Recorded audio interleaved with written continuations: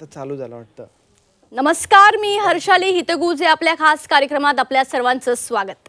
या कार्यक्रमात आपण विविध आजार आणि त्यावरील उपचार याबद्दल चर्चा करत असतो आणि आजचा आपला विषय आहे मूळव्याधीवर बोलू काही म्हणजेच मूळव्याध आणि त्यावरील उपचार। आणि यावर चर्चा आणि मार्गदर्शन करण्यासाठी आपल्या सोबत आपल्या स्टुडिओमध्ये आलेले आहे डॉक्टर कुणाल कामटे आणि डॉक्टर शर्मिला कामटे। सुरुवातीला दोघांचं स्वागत करूया। स्वागत आहे सर। नमस्कार। नमस्कार। डॉक्टरांविषयी थोडक्यात जाणून घेऊयात। डॉक्टर शर्मिला कामटे या मूळव्याध तज्ञ असून doctor Kamte clinic piles clinic private लिमिटेडच्या डायरेक्टर आहेत। डॉक्टर कुणाल कामटे हे मंगल मेडिकल रिसर्च फाउंडेशनचे चेअरमन आहेत आणि त्रिशक्ती फाउंडेशनचे सेक्रेटरी आहेत। 125हून अधिक आरोग्य शिबिरांचं त्यांनी आयोजन केलेलं आहे। त्यांचे अनेक लेख प्रसिद्ध आहेत। त्याचबरोबर मूळव्याध जनजागृतीविषयी अनेक कार्यक्रम आणि अनेक पुरस्कारांनी त्यांना सन्मानित करण्यात आले। 2021 साली राष्ट्रीय मूळव्याध शिबिरांचं आयोजन आणि 2020 मध्ये मूळव्याध दोन्ही संमेलन या दोन्ही इव्हेंट्सची नोंद इंटरनॅशनल बुक ऑफ रेकॉर्डमध्ये करण्यात आली आहे। 2017 साली महाराष्ट्र शासनाचा जिल्हा युवा पुरस्कार, त्याचबरोबर पुणे महानगरपालिका अवॉर्ड आणि त्रिशक्ती फाउंडेशन पुरस्कार तसेच इतर अनेक पुरस्कारांनी यांना सन्मानित करण्यात आले। एकाच दिवसात 208 रुग्णांवर त्यांनी ऑपरेशन केल्याने त्यांची इंडिया बुक ऑफ रेकॉर्डमध्ये नोंद देखील झालेली आहे। चला तर आपल्या मूळ विषयाला सुरुवात करूयात। तर डॉक्टर, सगळ्यात सुरुवातीला आपण मूळव्याध आणि भगंदर ज्यांचं ऑपरेशन झालेलं आहे त्यांचं मनोगत आपण सुरुवातीला ऐकूयात। तर प्रेक्षकांना आपण त्यांचं मनोगत ऐकूयात। मला गेल्या 20 वर्षापासून मूळव्याधीचा त्रास होता। कुठे ऑपरेशन करायला पुष्कळ भीती वाटत होती। मी यांच्याकडे डॉक्टरांकडे आलो। संपूर्ण डॉक्टरांनी तपासलं, मला चांगला धीर दिला आणि सांगितलं बरं होईल म्हणून। आणि 20 वर्ष जुनं होतं त्याच्यामुळे मला स्वतः धाकधूक होती, पण डॉक्टरने मला धीर दिला आणि माझं ऑपरेशन झालं। ऑपरेशन एवढं सक्सेसफुल झालं की 5-6 दिवसातच मला एकदम रिलीफ वाटायला लागला। नंतर 10व्या दिवशी माझं मी आलो तेव्हा संपूर्ण बरं वाटत होतं आणि जवळजवळ आता 1 महिन्याने संपूर्ण हे आहे। इकडचा स्टाफ संपूर्ण म्हणजे आया, नर्सेस, सिस्टर, इतर सुद्धा ॲडमिनिस्ट्रेशन सगळा कॉपरेटिव्ह आहे आणि सगळे फॅमिलीचे मेंबर असल्याप्रमाणे वागतात। मी खूप डॉक्टरांचा धन्यवाद। तर आता त्यांची प्रतिक्रिया आपण पाहिली, कशा पद्धतीने ट्रीटमेंट नंतर त्यांना फरक पडलेला आहे। पुन्हा एकदा मूळ विषयाकडे वळूयात। तर डॉक्टर, मूळव्याध आणि पाइल्स आता अतिशय कॉमन झालेला आहे, तर तरी सुद्धा याविषयी आपल्या प्रेक्षकांना थोडक्यात सांगा। शौचाच्या ठिकाणी कुठलाही त्रास झाला की प्रथमतः रुग्णाला असं वाटतं की त्याला मूळव्याध झाला आहे। वास्तविक पाहता शौचाच्या ठिकाणी म्हणजेच गुदमार्गी होणाऱ्या आजारांमध्ये मूळव्याध हा एक आजार झाला, परंतु याचबरोबर त्या ठिकाणी होणाऱ्या आजारांमध्ये जर आपण प्रामुख्याने पाहिलं तर मूळव्याध, फिशर आणि भगंदर हे 3 प्रमुख आजार होताना आपल्याला दिसतात। थोडक्यामध्ये एकेका वाक्यामध्ये त्याचा डेफिनेशन सांगतो। मूळव्याध म्हणजे त्या ठिकाणी कोंब येतो किंवा ब्लिडिंग होत असतं, आगाग होत असते, शौच करताना सूज येते, ती ऑन अँड ऑफ असते। याच्यामध्ये 4 प्रकार येतात, 1st, 2nd, 3rd degree, 4th degree. भगंदर म्हणजे शौचाच्या ठिकाणी आजूबाजूला एखादी पुळी येते, त्या पुळीतनं रक्तस्राव येतो किंवा पू येतो, चिकट स्राव येतो आणि ही पुळी ही संडासच्या जागेशी कनेक्टेड असते। हे इन्फेक्शनमुळं होणारा आजार असतो, याला भगंदर असे म्हटलं जातं। आणि फिशर हा अतिशय कॉमन आजार म्हटला जातो की फिशरमध्ये म्हणजे त्याला परिकर्तिका असंही म्हटलं जातं की त्या ठिकाणी कट जाणे किंवा जखम तयार होणे। यामध्ये रुग्णाला शौचाच्या ठिकाणी एक जखम तयार होते आणि त्याच्यामुळं वेदना होणे, आग होणे, ऑन अँड ऑफ रक्तस्राव होणे म्हणजे कधीतरी रक्तस्राव होणे, भयंकर वेदना असणे, हे प्रकार आपल्याला दिसून येतात। वास्तविक पाहता कुठलाही त्रास झाला शौचाच्या ठिकाणी, वेदना असेल, आगाग असेल किंवा रक्तस्राव असेल, हा मूळव्याध नसून इतरही आजार हे असू शकतात। याबद्दल माहिती असणं हे खूप गरजेचं असतं। ओके, आता मूळव्याध झाला तर तो सगळ्यात महत्त्वाचा म्हणजे औषधाने बरा होतो का आणि त्यासाठी कोणते औषध आपण घेऊ शकतो? बरोबर, हा अनेकांना मोठा प्रश्न असतो की मूळव्याध जर झाला तर त्याला ऑपरेशनच करावे लागतं का? वास्तविक पाहता 50%हून अधिक आजार म्हणजे मूळव्याधाचे आजार हे फक्त औषधाने बरे होत असतात। त्यासाठी योग्य प्रकारचा आहार आणि योग्य प्रकारचे औषधं, याचबरोबर योग्य विहार हा खूप महत्त्वाचा असतो। यामध्ये जर आपण पाहिलं तर आहारात्मक काही बदल, जसं जास्त प्रमाणामध्ये फायबर खाणं, दूध, तूप, ताक, लोणी पिणं, याचबरोबर जे आपले सुरणसारखे पदार्थ आहेत, सुरण आहे, दुधी भोपळा आहे, असे पदार्थ खाणं, या आहारात्मक बदल मोठा करावा लागतो। यामध्ये प्रामुख्यानं आपण एक आयुर्वेदिक औषध तयार केलेलं आहे, PF केअर या नावाने आहे. त्यामध्ये PF जवळजवळ 20 प्रकारच्या आयुर्वेदिक औषधांचं संमिश्रण करून तयार केलेलं आहे. तर ते PF केअर ही कॅप्सूल आणि ऑइंटमेंट असं दोन्ही पद्धतीचं ते आहे आणि या औषधांनी भयंकर रिलीफ पेशंटला मिळत असतो. याचबरोबर क्लासिकल औषधं असतात. त्यामुळं पहिलं जर मूळव्याधीचा त्रास झालेला असेल तर रुग्णांनी तज्ज्ञांना दाखवून डॉक्टरांचा सल्ला घेणं आणि त्यानुसार औषध आणि आहार घेणं हे खूप महत्त्वाचं असतं. ओके, आता मिनिमल इन्व्हेजिव्ह प्रोटेक्टॉलॉजी ट्रीटमेंट म्हणजे काय आणि MIPT यामध्ये कोणत्या कोणत्या प्रकारचे उपचार येतात याविषयी थोडं सविस्तरमध्ये आपल्या प्रेक्षकांना सांगा. बरोबर. मिनिमल इन्व्हेजिव्ह प्रोक्टॉलॉजी ट्रीटमेंट म्हणजेच MIPT ही आपण डेव्हलप केलेली ट्रीटमेंट आहे की ज्याच्यामध्ये मूळव्याध म्हटलं किंवा भगंदर म्हटलं की रुग्णाला एकच डोक्यामध्ये विचार येतो की ऑपरेशन, आणि ऑपरेशनला प्रत्येक रुग्ण आणि नातेवाईक हे घाबरतच असतात. मिनिमल इन्व्हेजिव्ह पाईल्स ट्रीटमेंट याचा प्रोक्टॉलॉजी ट्रीटमेंट याचा अर्थच असा आहे की ज्याच्यामध्ये मिनिमम वुंड होईल, कुठेही कापाकापी नसेल किंवा टाके घेतले जाणार नाहीत. याचबरोबर या उपचारांमध्ये जर आपण पाहिलं तर प्रामुख्यानं डे केअर पद्धतीचे ट्रीटमेंट असतात. रुग्णाला कुठेही ॲडमिट होण्याची गरज नसते. लोकल ॲनेस्थेशिया, जनरल ॲनेस्थेशिया आणि आवश्यक असेल तर सॅडेल ॲनेस्थेशिया म्हणजेच कमरेतनं भूल किंवा पूर्ण भूल असे देऊन आपण ह्या ट्रीटमेंट करू शकतो. यामध्ये मोठ्या प्रमाणामध्ये रक्तस्राव होण्याचा धोका नसतो आणि सर्वात महत्त्वाचं जर आपण पाहिलं तर रुग्णाला एक भीती असते की शौचावरील नियंत्रण जातोय का. ही भीती जी प्रामुख्यानं असतं ती या उपचारांमध्ये आपल्याला दिसत नाही की ती आपल्याला MIPTमध्ये टाळता येते. ओके, तर प्रेक्षकांनो, स्त्रियांमध्ये मूळव्याध आणि फिशर यांचं प्रमाण खूप असतं, पण काय होतं महिला डॉक्टरांच्या अभावी त्या पूर्णतः कंप्लीट होत नाहीत. तर यासाठीच डॉक्टर कामटे यांच्या डॉक्टर आपल्याकडे इथे आलेले आहेत. त्यांच्याकडून आपण सविस्तरमध्ये जाणून घेऊया की फिशर जर झाला तर त्याविषयी कशा पद्धतीने आपण ट्रीटमेंट करू शकतो. तर डॉक्टर, फिशर झाला तर त्यावर आपण कशा पद्धतीने ट्रीटमेंट करू शकतो. मॅडम, आता मूळव्याध आणि फिशर म्हणले की अवघड जागेचं दुखणं. प्रत्येक वेळी लेडीज डॉक्टर अवेलेबल असतील असं नाही आहे. तर जवळ कोण जेंट्स डॉक्टर असतील तर ज्या स्त्रिया आहेत त्या लज्जेपोटी जेंट्स डॉक्टरांना दाखवत नाही. त्यामुळं काय होतं, हा आजार बळावला जातो. जसं असेल फिशर, पाईल्स, याच्यामध्ये जर ब्लिडिंग होत असेल तर ब्लिडिंगचं प्रमाण हे वाढलं जातं आणि त्यानंतर स्त्रियांना ॲनिमिया होऊ शकतो. ॲनिमिया झाल्यामुळं स्त्रियांची चिडचिड वाढत जाते. त्यामुळं स्त्रियांनी लज्जेपोटी हा आजार अंगावर न काढता वेळीच कोण जेंट्स डॉक्टर असतील त्यांच्याकडे दाखवून याची ट्रीटमेंट घ्यावी आणि आजार खूपच बळावला तर तज्ज्ञ डॉक्टरांचा सल्ला घ्यावा. आणि फिशर आणि पाईल्स जर प्रायमरी स्टेजमध्ये असेल तर तो औषधाने बरा होऊ शकतो, पण तो जर खूप वाढला तर याच्यासाठी आपल्याकडे आयुर्वेदिक आणि ॲलोपॅथी जसं क्षारसूत्र, क्षारकर्म आणि ॲलोपॅथीमध्ये लेझर ट्रीटमेंट अवेलेबल आहे. ओके, तर प्रेक्षकांनो, स्त्रियांमध्ये सुद्धा मूळव्याध आणि फिशर यांचं प्रमाण खूप असतं, पण महिला डॉक्टरांच्या अभावी त्या उपचार घेऊ शकत नाहीत असं चित्र समाजामध्ये आहे. तर त्यासाठीच डॉक्टर कामटे पाईल्स हॉस्पिटलचे ज्या डायरेक्टर आहे डॉक्टर शर्मिला कामटे त्यांनी या ठिकाणी अत्यंत उत्कृष्ट असं मार्गदर्शन केलं आहे. तुम्हाला सुद्धा अशा पद्धतीचा काही त्रास होत असेल तर तुम्हाला स्क्रीनवर जे कॉन्टॅक्ट्स नंबर दिसत आहेत त्यावर तुम्ही कॉन्टॅक्ट करू शकता आणि चांगल्या पद्धतीची ट्रीटमेंट घेऊ शकता. तर सर, इंडिया बुक ऑफ रेकॉर्डमध्ये तुमची नोंद झालेली आहे, त्याचबरोबर इंटरनॅशनल बुक ऑफ रेकॉर्डमध्ये देखील नोंद आहे. तर याविषयी तुम्ही काय सांगाल, थोडक्यात सविस्तरमध्ये सांगा. Madam, India book of record हे आमच्यासाठी एक मोठी अचिव्हमेंट होती.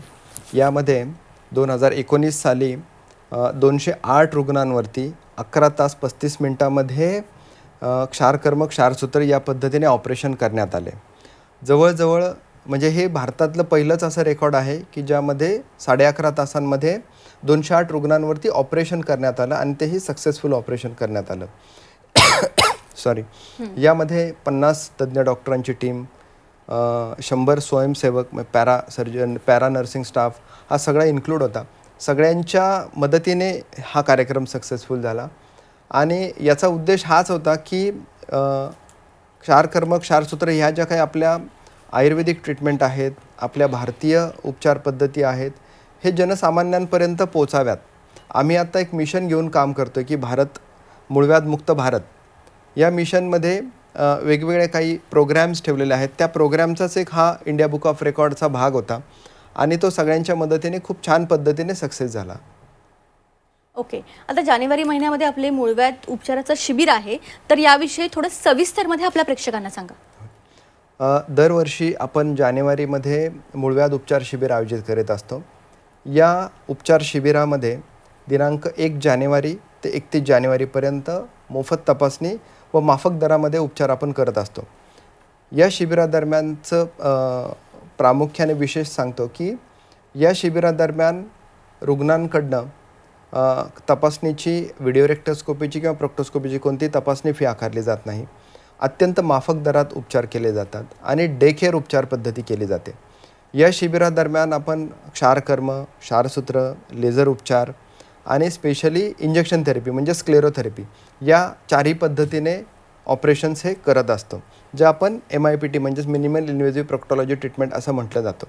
बाहेरगावच्या रुग्णांची एक वेगळी अरेंजमेंट केलेली असते की ज्यामध्ये त्यांची त्या दिवशी राहण्याची व्यवस्था केलेली असते की ज्याच्यामुळे त्यांचं इनकन्व्हिनियन्स वाचतो आणि डे केअरमध्ये त्या उपचार करून ते घरी जाऊ शकतात.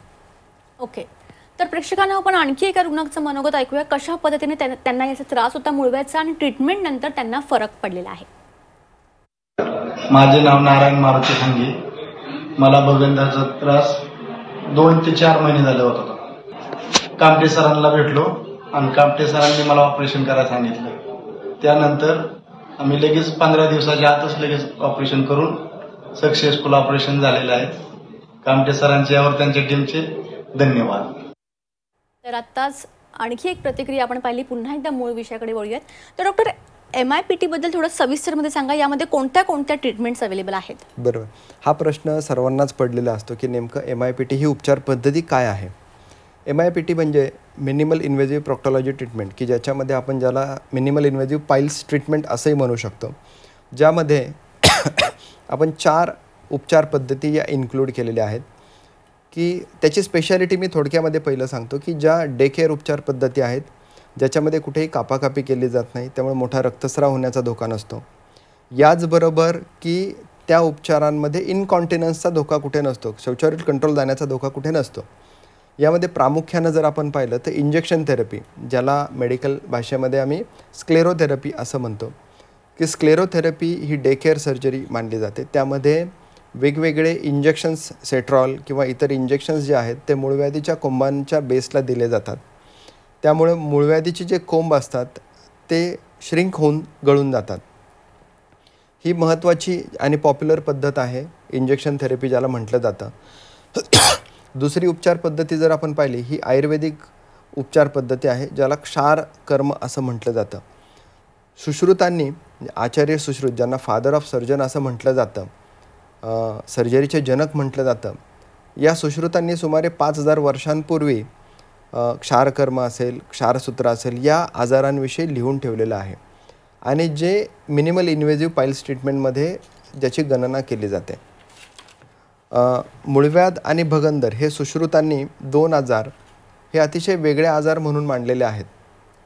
प्रामुख्यानं मला सांगावंसं वाटतं की अष्टमहागध म्हणजे अतिवेदना देणारे आजार हे 8 आचार्य सुश्रुतांनी सांगितलेले आहेत आणि या 8 आजारांपैकी 2 आजार म्हणजे मूळव्याध आणि भगंदर आहेत.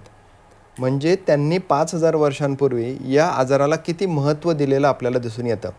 म्हणजे जवळजवळ 20% आजार अष्टमहागधमध्ये मांडलेले आहेत. तर अशा या आजारांना क्षारकर्म आणि क्षारसूत्र या 2 मिनिमल इन्व्हेजिव्ह पाईल्स ट्रीटमेंटमध्ये येतात. पाईल्समध्ये स्पेशली क्षारकर्म हे ॲडवाईज केलं जातं, ज्यामध्ये हर्बल पेस्ट असतात की ज्या वेगवेगळ्या वनौषधींच्या प्रक्रियेनंतर बनवल्या जातात. It is alkaline in nature, त्याचा pH मोर दॅन 12.5 असतो आणि ते क्षाराच्या पाईल्सवरती क्षार ॲप्लाय केलं जातं. Within 3 to 5 days it sloughs out, म्हणजे पाईल्सचे जे कोंब आहेत ते नष्ट होऊन जातात. अतिशय सुंदर ट्रीटमेंट आहे ही. शास्त्रामध्ये अनेक रुग्णांना म्हणजे जे सुकुमार आहेत की जे मूळव्याधाच्या ऑपरेशन्सला घाबरतात किंवा इतर काही आजार आहेत त्यांच्यासाठी ही ट्रीटमेंट खूप रिकमेंडेड केलेली दिसून येते. त्यानंतर तिसरी जर आपण ट्रीटमेंट पाहिली तर याच्यामध्ये आपण क्षारसूत्र ही स्पेशली फिस्टुलासाठी ट्रीटमेंट आपल्याला दिसून येते. फिस्टुलासाठी क्षारसूत्र ट्रीटमेंट ही अतिशय पॉप्युलर आहे. Even World Health Organization, government of AYUSH, त्याचबरोबर CCRS या सर्व संस्थांनी याला मान्यता दिलेली आहे आणि आज जगामध्ये ती पॉप्युलर होत झालेली आहे. यामध्ये प्रामुख्यानं एक थ्रेड असतो. त्या थ्रेडला वेगवेगळ्या आयुर्वेदिक औषधांचे लेयर्स दिले जातात आणि त्याची बनावट केली जाते. त्याला क्षारसूत्र असं म्हणतात. आणि तो क्षारसूत्र हा फिस्टुलाच्या ट्रॅक्टमधून फ्रॉम एक्सटर्नल म्हणजे बाहेरच्या तोंडापासनं आतपर्यंत तो इन्सर्ट केला जातो आणि वीकली त्याला चेंज केला जातो. आणि डे बाय डे तो फिस्टुलाचा जो ट्रॅक्ट आहे तो कट होत जातो. ही अतिशय शास्त्रोक्त उपचार पद्धती आहेत. क्षारसूत्र हे फिस्टुला ट्रॅक्टची कटिंग करतं, नॅचरली कटिंग करतं, नॅचरली हिलिंग करतं आणि महत्त्वाचं म्हणजे की कुठल्याही प्रकारचा रुग्णाला त्रास जाणवत नाही. डे टू डे ॲक्टिव्हिटीज तो करू शकतो. ही झाली तिसरी उपचार पद्धती जी आपण MIPTमध्ये इन्क्लूड करतो. चौथी MIPTमध्ये जी आत्ता पॉप्युलर पद्धत जर आपण पाहिली तर लेझर उपचार पद्धती ही म्हणजे क्षारकर्म असेल, क्षारसूत्र असेल किंवा स्क्लेरोथेरपी असेल त्यापेक्षा थोडीशी ॲडव्हान्समध्ये म्हटली जाते. सध्या जशी टेक्नॉलॉजी वाढत चालली, आपल्याला टेक्नॉलॉजीबरोबर जाणं हे आवश्यक असतं, तशीच ही लेझर पद्धती आहे. लेझर पद्धतीमध्ये एका मशीनद्वारे, लेझर बीमद्वारे पाईल्सच्या कोंबांवरती ते लेझर बीम रेडिएट केले जातात आणि तो कोॲग्युलेशन होऊन जातो म्हणजे श्रिंक होऊन जातो. त्यामध्ये कुठल्याही प्रकारचा कट पडत नाही किंवा हेवी ब्लिडिंग होत नाही. आणि इवन लोकल ॲनेस्थेशिया किंवा थोडीशी जागा झोपेचं जनरल ॲनेस्थेशिया देऊन पण हे उपचार पद्धती होतात. सर्वात महत्त्वाचं काय आहे की याच्यामध्ये day to day care activities हा रुग्ण दुसऱ्या दिवसापासून करू शकतो. इनकॉन्टिनन्सची काही भीती नसते, टाके नसतात सर्वात महत्त्वाचं याच्यामध्ये. आणि सर्वात इनकॉन्टिनन्सची जी भीती असते स्त्रियांमध्ये तर हा प्रकार मोठ्या प्रमाणामध्ये आपल्याला दिसून येतो फिशर आणि पाईल्सचा, तर ती भीती कुठेतरी निघून जाते. ॲडमिशनची गरज नसते. डे केअरमध्ये या उपचार पद्धती आपल्याला करता येतात. ओके. अशीच एक उपचार पद्धती जी आपण आत्ता पाहतो की BEIM म्हणून, की ही ॲक्च्युली चायनीज पद्धती येते. याचं एक मशीन येतं आणि त्या मशीनमधनं, बीमच्या मशीनमधनं लेझर किरणं ही पाईल्समध्ये दिली जातात. त्यामुळं तो पाईल्सचा जो कोंब असतो तो श्रिंक होऊन निघून जातो. अशा या MIPTमध्ये आपल्याला सर्वोत्तम ट्रीटमेंट या आपण करतो. ओके. आताच तुम्ही शिबिराबद्दल सांगितलं, तर शिबिरामध्ये नाव नोंदणी कशी करावी याबद्दल आपल्या प्रेक्षकांना थोडक्यात सांगा. नाव नोंदणीसाठी स्क्रीनवरती जे काही संपर्क येतात तिथं ते फोन करून नाव नोंदणी करू शकतात. जे रुग्ण बाहेरनं येणार आहेत, बाहेर गावावरनं येणार आहेत, ते फोन केल्यानंतर काय काय तपासणी करायची ते तपासणीची माहिती दिली जाईल. ती माहिती दिल्यानंतर ते रुग्ण ती तपासणी करून व्हॉट्सअपला ती माहिती पाठवू शकतात आणि आपली अपॉइंटमेंट फिक्स करू शकतात. म्हणजे त्यांना कोणत्या वेळी यायचं आणि साधारणतः ते कोणत्या वेळी जाणार आहेत, खाण्यापिण्याची पथ्य काय पाळायची याविषयी संपूर्ण सल्ला हा फोनवरती दिला जातो.